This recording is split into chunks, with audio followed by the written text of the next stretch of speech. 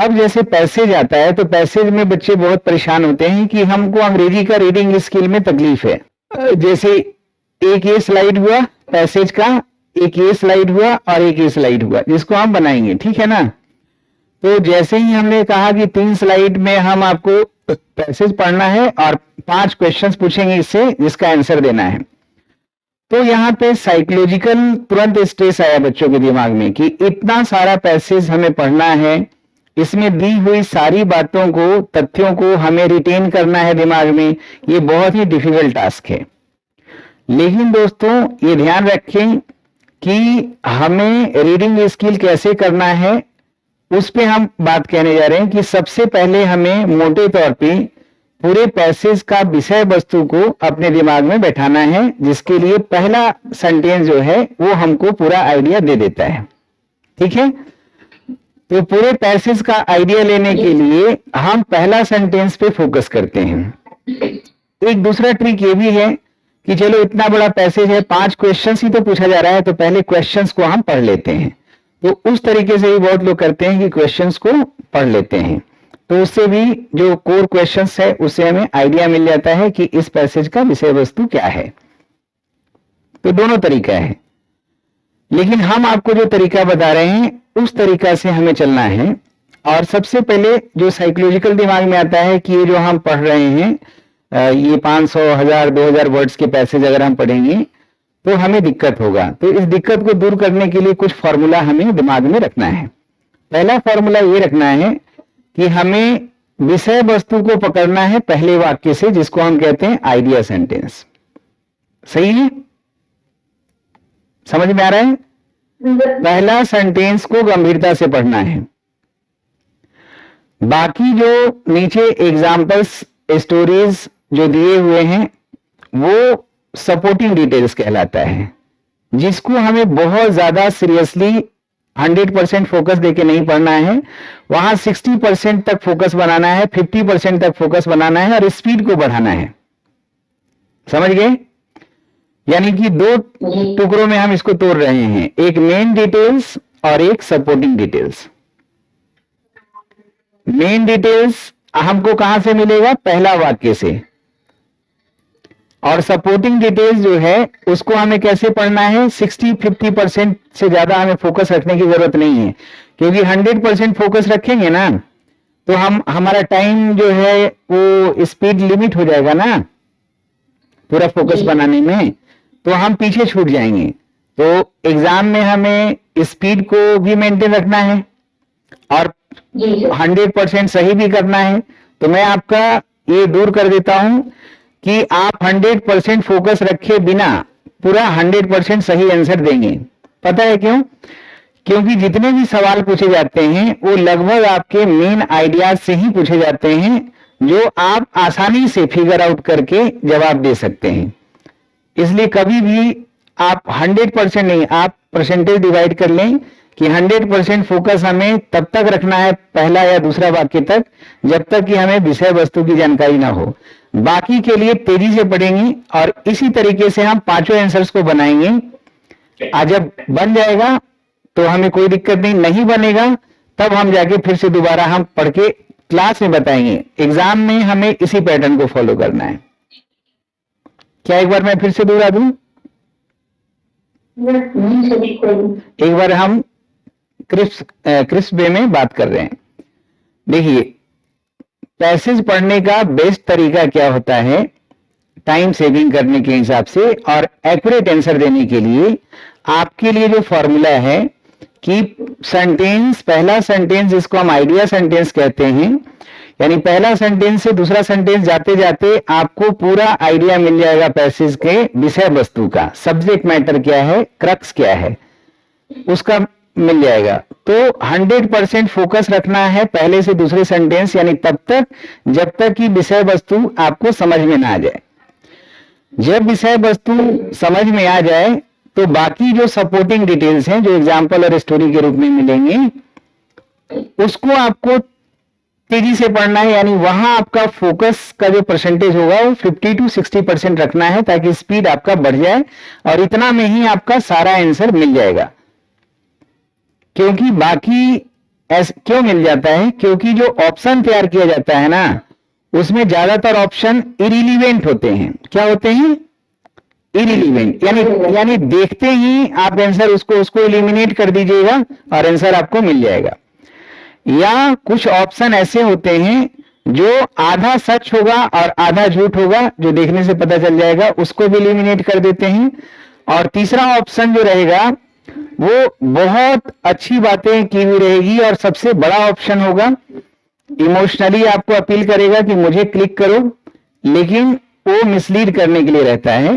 तो आप सिर्फ सवाल पढ़ेंगे और आपको जवाब तुरंत एकदम आपको बिना ऑप्शन देखे मिल जाएगा, अगर आपने 50 से 60% भी विषय वस्तु का क्लैरिटी आपने ले लिया। 100% क्लैरिटी लेने के चक्कर में आप एग्जाम में पीछे छूट जाते हैं। सही है ना? तो 3 स्लाइड में ये पैसेज खत्म है। आपको मैं टाइम दे रहा हूं, इसको पढ़ना है आपके लिए। जैसे 5 क्वेश्चंस हैं, तो मैं आपको दे रहा हूं 2.5 मिनट में आपको पूरा खत्म करना है, या 3 मिनट हम ले रहे हैं यहाँ पे, 3 मिनट से ज्यादा नहीं लेंगे। 1 मिनट में इसको पढ़ लीजिए, और 1 मिनट में मतलब 3 मिनट से ज्यादा हम नहीं देंगे, पूरा पैसेज आपको पढ़ना है और तेजी से पढ़ना है। फिर देखेंगे कितना आंसर, हम एक्सपेरिमेंट कर रहे हैं ना, हम एक्सपेरिमेंट कर रहे हैं। अगर ये एक्सपेरिमेंट कामयाब नहीं हुआ तो फिर हम देखेंगे कि आपको कहां कहां पे रिमेडिकल सॉल्यूशन देने की जरूरत है। ठीक है? फिर बाद में हम दूसरा तरीका आपको बताएंगे। तो 2-3 फॉर्मूला पे काम करेंगे। पहला फॉर्मूला, टाइम स्टार्ट हुआ। अब देखिए,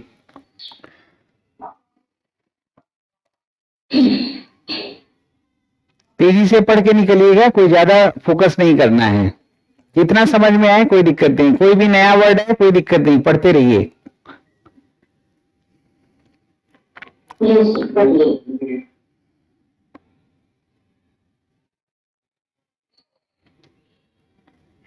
समझ में आया? इतना पढ़ लिए ना?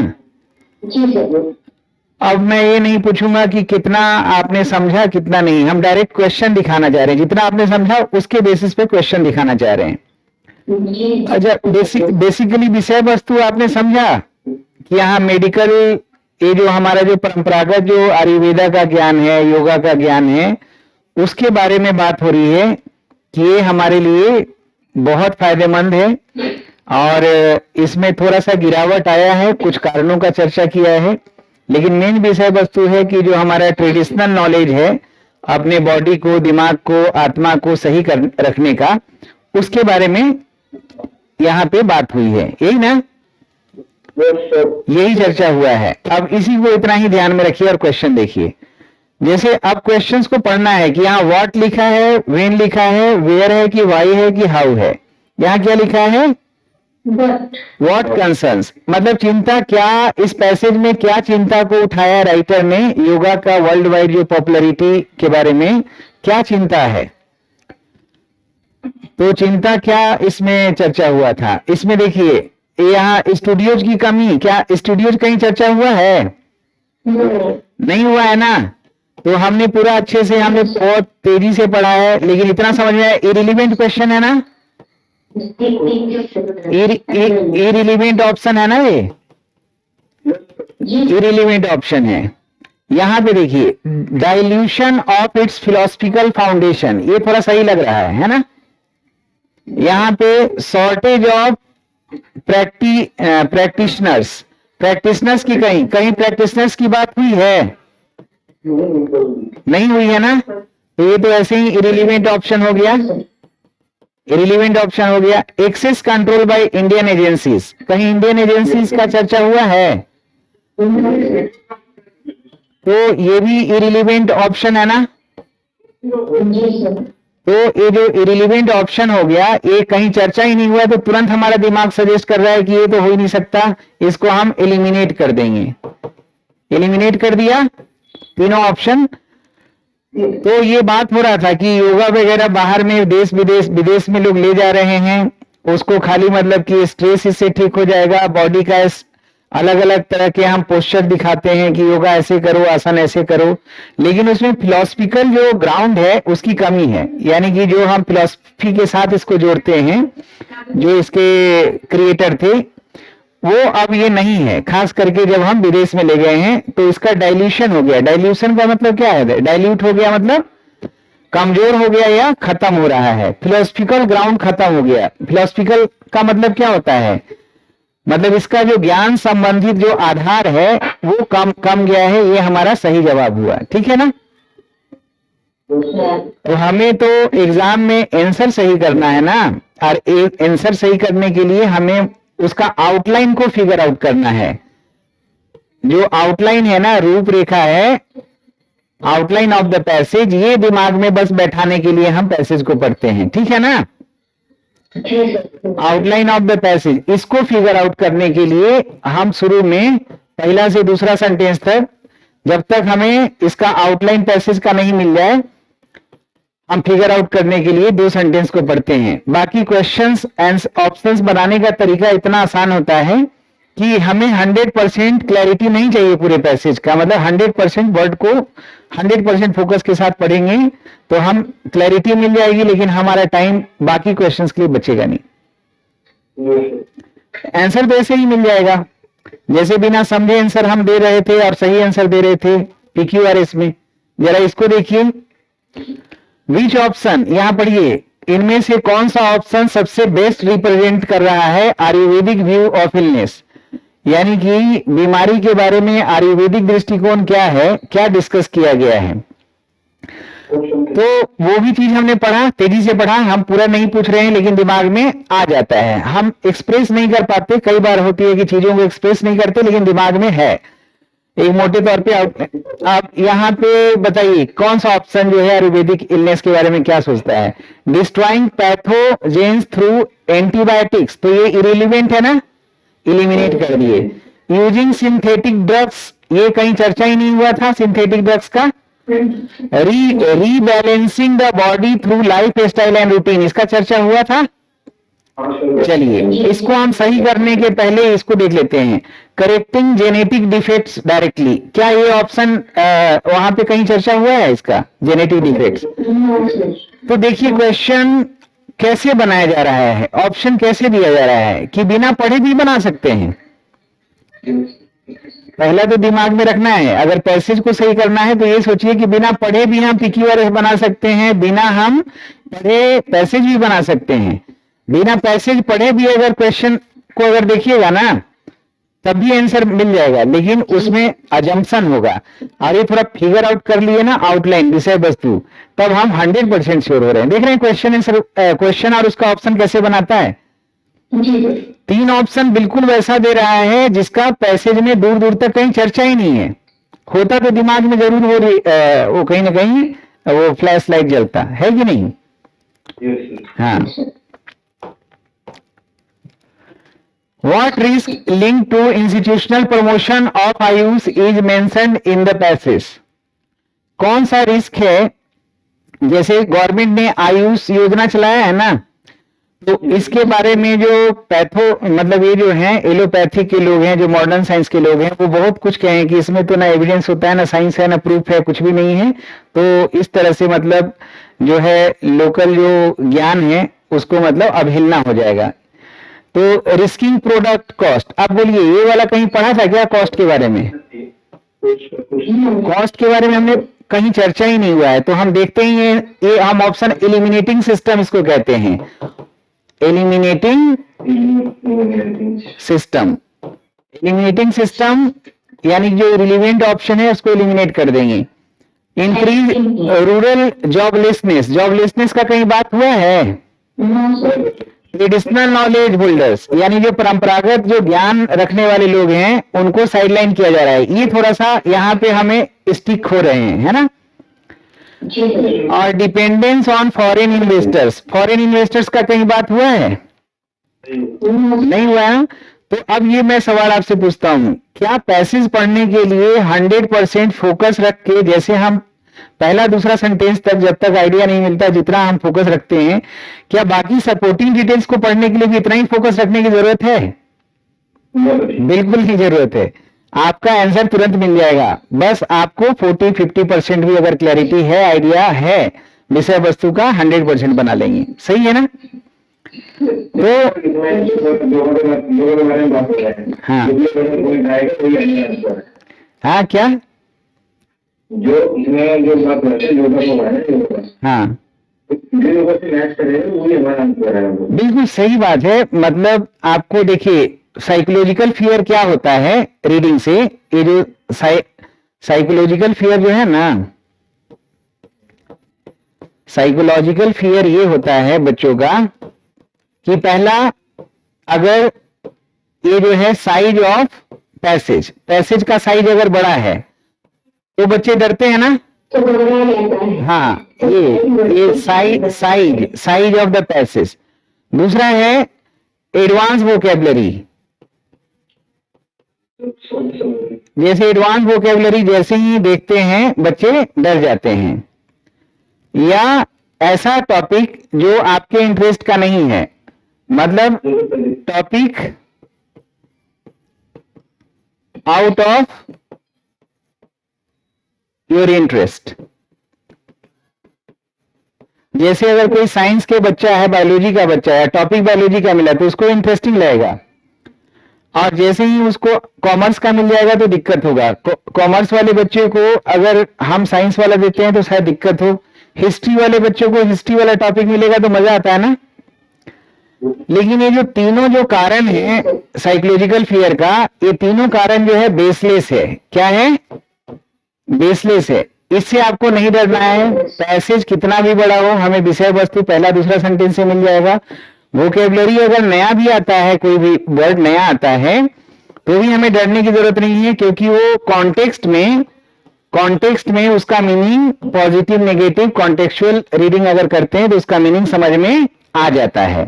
और टॉपिक चाहे कुछ भी हो, जो सवाल का जवाब देना है वो टॉपिक के अंदर में जो इंटरनल इंफॉर्मेशन है उसी के आधार पे देना है ना। हाँ, तो ये सारे साइकोलॉजिकल फियर बेवजह के हैं, इनसे डरने की जरूरत नहीं है। और पूरा का पूरा 100% एक एक वर्ड को चबा चबा के पढ़ना समझना ये जरूरी बिल्कुल नहीं है। अगला जरा पढ़िए, क्वेश्चंस को समझना बहुत जरूरी है। What position does the author take regarding combining traditional medicine with modern health care. मतलब कौन सा स्टेप की बात कर रहा था ऑथर, बाद में लास्ट में क्या बोला था, ये दोनों को कैसे कंबाइन करना चाहिए। Traditional system should be replaced by allopathy, traditional को बिल्कुल ही खत्म कर देना चाहिए। नहीं, ये ऑप्शन ही गलत है, क्योंकि योगा के बारे में ही बात हो रहा है, ट्रेडिशनल नॉलेज के बारे में बात हो रहा है। एलोपैथी से एकदम बिल्कुल बदलने के लिए तो कहीं नहीं बोला है। मॉडर्न मेडिसिन को ही खत्म कर दें, modern medicine must reject tradition, यानी मॉडर्न मेडिसिन को ही वैल्यू दीजिए और अपना ट्रेडिशनल नॉलेज खो दीजिए, ये कहीं पे था? ऑप्शन पढ़ के भी पता चल रहा है कि इलॉजिकल ऑप्शन है। इंटीग्रेशन मतलब दोनों को इंटीग्रेट करके वर्क करना है विनम्रता के साथ और एक रेगुलेशन के साथ। ये बात पे हमारा थोड़ा सा अटेंशन मिल रहा है ना इस ऑप्शन को ज्यादा। ठीक है, इसको हम देख लेते हैं। Both should be remained strictly separate, दोनों को सेपरेट करना है या दोनों को इंटीग्रेट करने की बात कर रहा था? इंटीग्रेट करने की बात कर रहा था लास्ट में, तो ये वाला ऑप्शन जो है हमारा सही हो गया। अब जरा ये देखिए लास्ट क्वेश्चन और आंसर देखिए। इस पैसेज के अनुसार क्या जरूरी है? कंटिन्यूड रिलीवेंस, लगातार इसका प्रासंगिकता योगा का बना रहे, ट्रेडिशनल मेडिसिन का बना रहे, तो क्या जरूरी है इसके लिए? पैट्रियोटिज्म होना चाहिए, इसकी चर्चा नहीं है। कंप्लीट साइंटिफिक डिसमिसल, साइंस को ही खत्म कर देना चाहिए। Dialogic integration of traditional and modernity, दोनों में बातचीत होना चाहिए आपस में और इंटीग्रेट करना चाहिए। Reliance only on foreign approval, ये कहीं चर्चा ही नहीं हुआ, तो ये आंसर सही हो गया ना। यानी कि जो बेस्ट सिस्टम है, बेस्ट वे है eliminating system. The best way of solving answer is the eliminating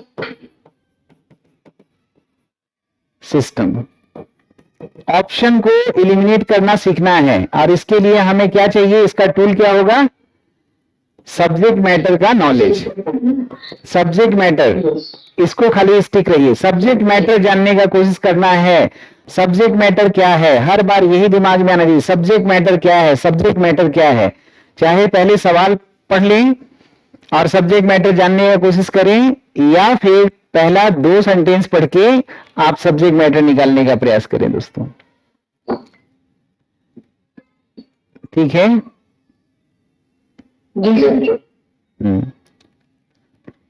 अब जरा शुरू से इसको देखते हैं, ठीक है ना। पढ़ने का तरीका क्या होना चाहिए पैसेज का।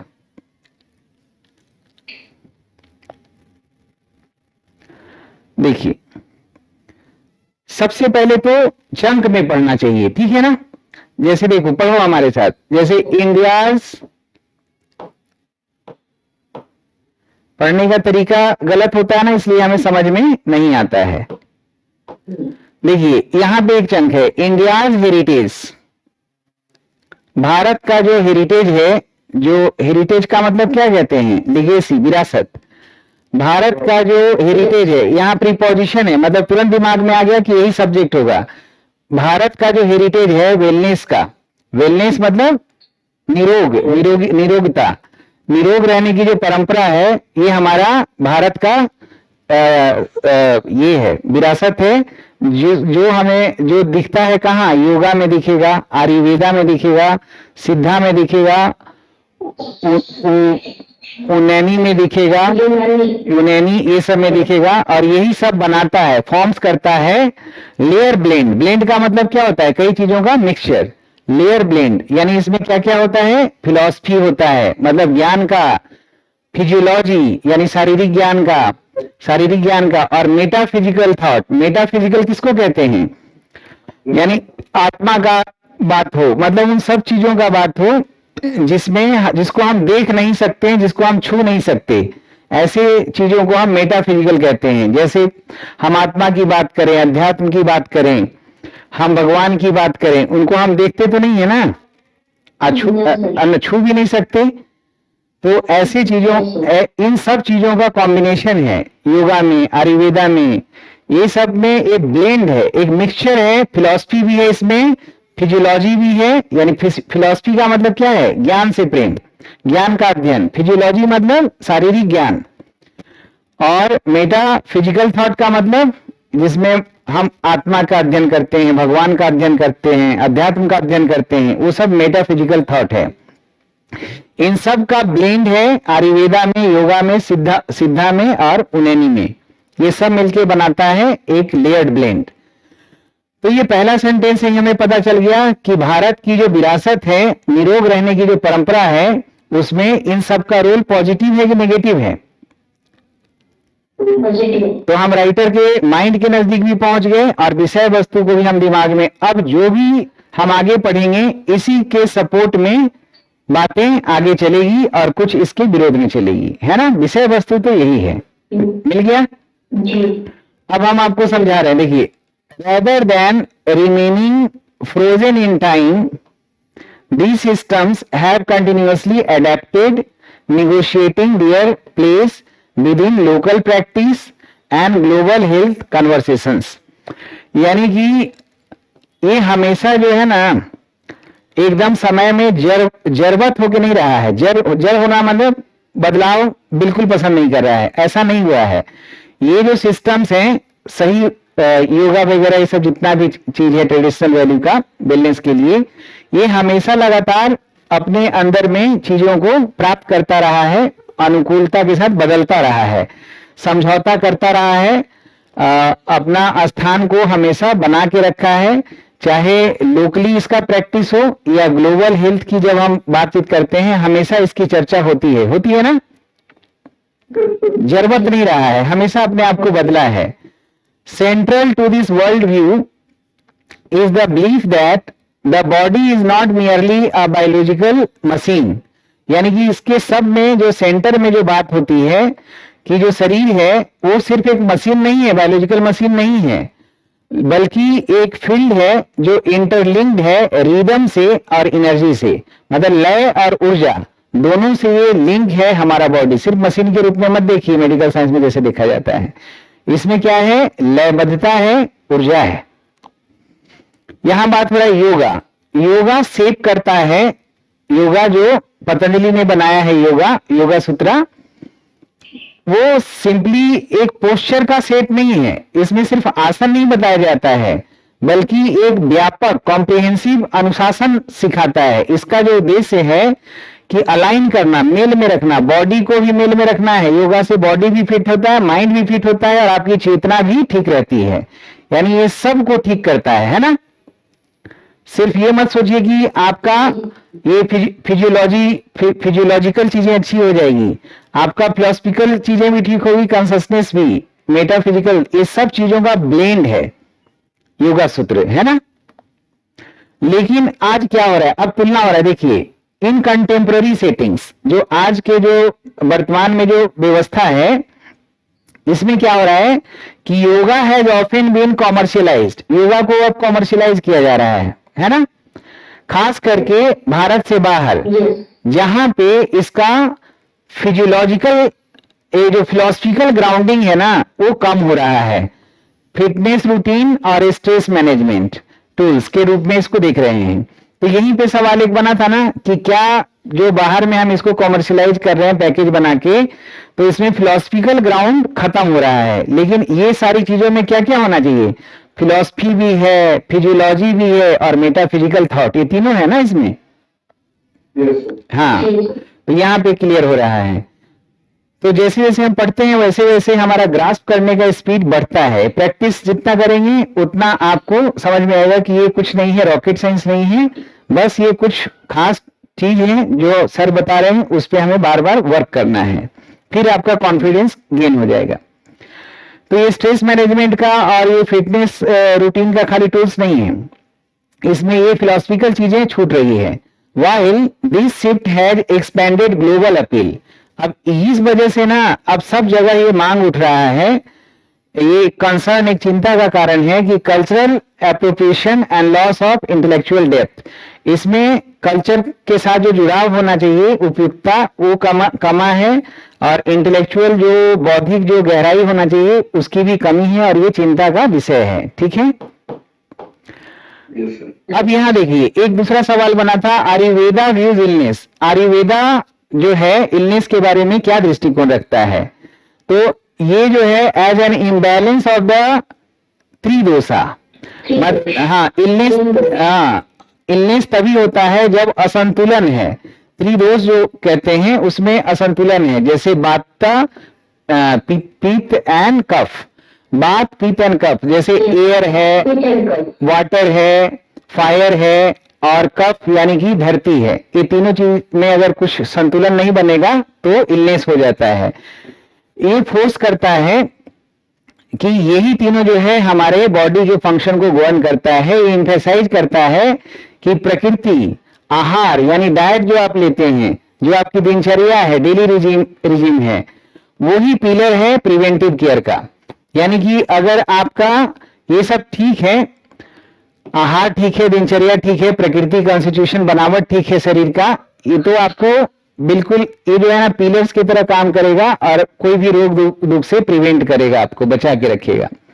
अनलाइक एलोपैथी, एलोपैथी के विपरीत, जहां सिम्टम को फोकस किया जाता है एलोपैथी में, और उस पर इंटरवेंशन होता है। इंडियन ट्रेडिशनल मेडिसिन का एम जो होता है कि रिस्टोर करना equilibrium with in the bodies internal ecology, यानी अपने शरीर के अंदर में का जो इकोलॉजी है, पारिस्थितिकी है, उसमें इक्विलिब्रियम का मतलब क्या होता है, संतुलन बना के रखना। इक्विलिब्रियम का मतलब इक्वल से बना है, इक्विलिब्रियम संतुलन बनाना है, बॉडी में, माइंड में, सब चीज में। ये ट्रेडिशनल मेडिसिन इस पे फोकस करता है। और एलोपैथ क्या करता है, खाली सिम्टम्स देखा और ये क्रोसिन खा लो, ये खा लो, वो खा लो, सिम्टम्स के हिसाब से काम करता है। और ये इक्विलिब्रियम करता है बॉडी और इंटरनल जो इकोलॉजी सिस्टम है बॉडी का, जो जिसमें हर चीज, हर बॉडी पार्ट एक दूसरे से डिपेंडेंट है ना। जैसे हमारे इकोलॉजी में क्या होता है, डिपेंडेंसी है कि हर जानवर, आदमी,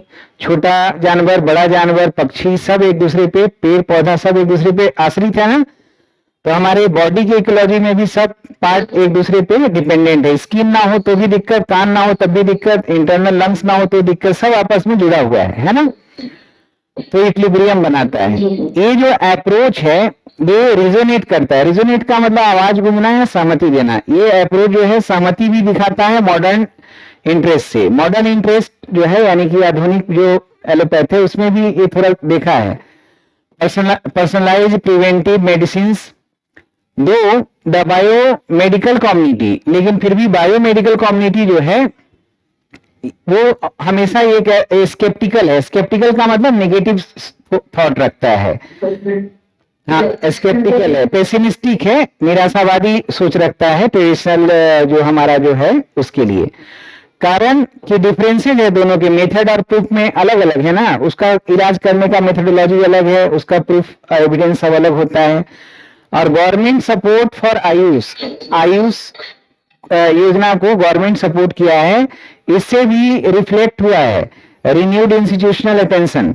बहुत सारे जो इंस्टीट्यूशन है उसका अटेंशन दिया है और क्रिटिक्स ने चेतावनी दिया है अनक्वेश्चनिंग प्रमोशन की, मतलब ये जो बिना मतलब का जो प्रमोशन कर रहे हैं इससे क्या हो जाएगा कि स्टैंडर्डाइज क्लिनिकल ट्रायल्स, मतलब बोल रहा है कि जो ये जो आयुष या आयुर्वेद वगैरह जितना भी होते हैं इसमें क्लिनिकल ट्रायल्स बहुत कम होता है, इसलिए ये ठीक नहीं है। और इनकंसिस्टेंसी इन डायग्नोस्टिक फ्रेमवर्क्स, यहाँ पे रोगों का सही से पता नहीं लगाया जाता, डायग्नोस नहीं किया जाता है, इसकी भी कमी है इसमें ट्रेडिशनल जो हमारा ज्ञान है उसमें। और difficulty in evidence based validation, यानी कि कोई साक्ष्य के आधार पे हम इसका इलाज नहीं करते हैं, तो ये सब कुछ आपत्ति मेडिकल साइंस एलोपैथी उठाता है इसके बारे में। मोरओवर कॉमर्शियल पैकेजिंग, ये जो कॉमर्शियल पैकेजिंग किया गया है आयुर्वेदिक प्रोडक्ट्स का, ये भी मार्जिनलाइज कर रहा है, हाशिए पे डाल रहा है ट्रेडिशनल नॉलेज को, ट्रेडिशनल नॉलेज होल्डर्स को। यानी कि जो गली कुचे में जो लोकल लोग होते हैं बहुत सारा इलाज करते हैं उनको इग्नोर करके जो पैकेजिंग अच्छा अच्छा जैसे बाबा रामदेव या कोई बड़े बड़े कंपनी आयुर्वेदिक बेच रहा है उसके पास चले जाते हैं, तो ये इन पे दिक्कत आएगी। Turning living traditions into market commodities, यानी ये जो सजीव परंपरा है इसको मार्केट के वस्तु के रूप में हम तब्दील करते जा रहे हैं। Relationship between these systems and modern health care is there for both hopeful and complex. इसीलिए ये जो है ना रिलेशनशिप जो है मॉडर्न हेल्थ केयर सिस्टम और इसमें दोनों में ये उम्मीद से भरा हुआ भी है और थोड़ा जटिल भी है। तो राइटर कह रहा है कि इंटीग्रेटिव मॉडल्स, इंटीग्रेटिव मतलब मिलजुल के काम करने वाला model pattern, specially in chronic care.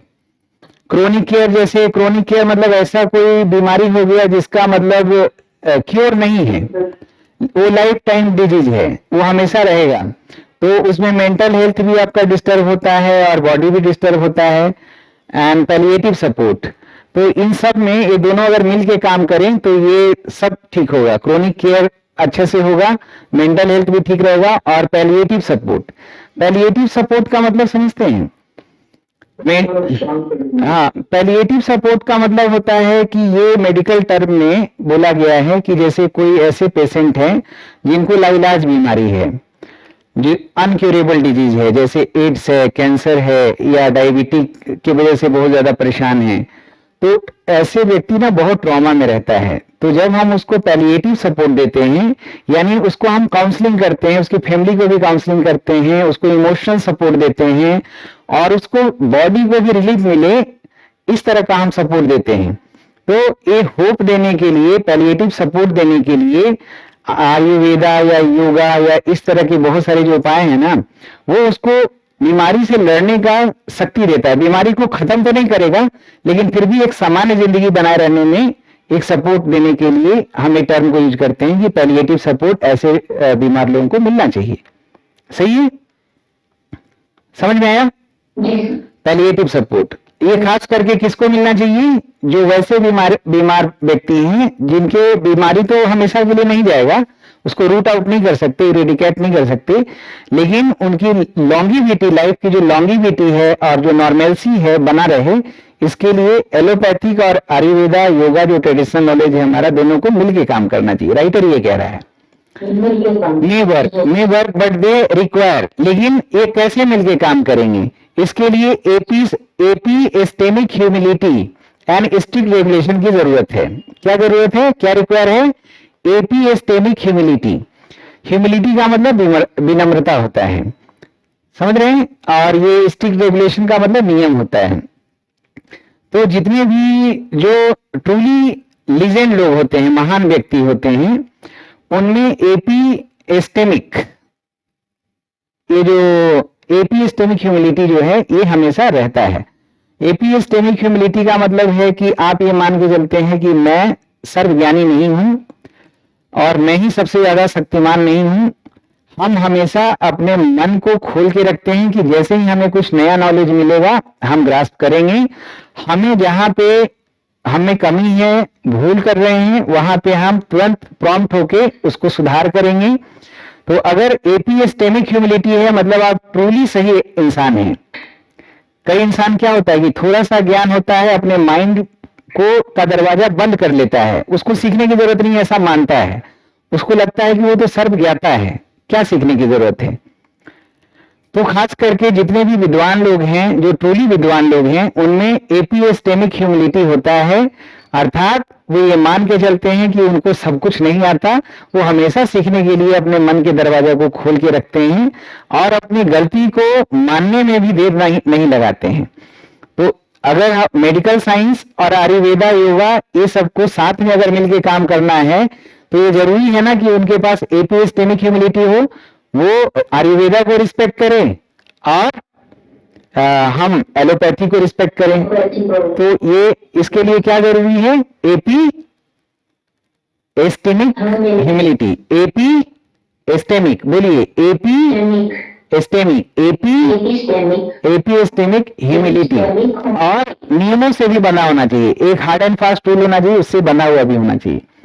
The risk lies, risk तो है आइदर ग्लोरीफाइंग दिस ट्रेडिशन, अगर हम इसको बहुत ज्यादा ग्लोरीफाई करते हैं कि ये जो हमारा परंपरागत ज्ञान है इससे सारी बीमारी सही हो जाएगी, जैसे बहुत सारे लोग करते हैं ना बाबा रामदेव, कोई भी बीमारी है बचपन से लगा है, कितना भी असाध्य है, पुराना है, लाइलाज बीमारी है, मेरे पास लाओ, मैं सबका इलाज कर दूंगा। तो इस तरह से पूरे तरीके से कॉन्फिडेंस में आके ग्लोरीफाई करने की जरूरत नहीं है।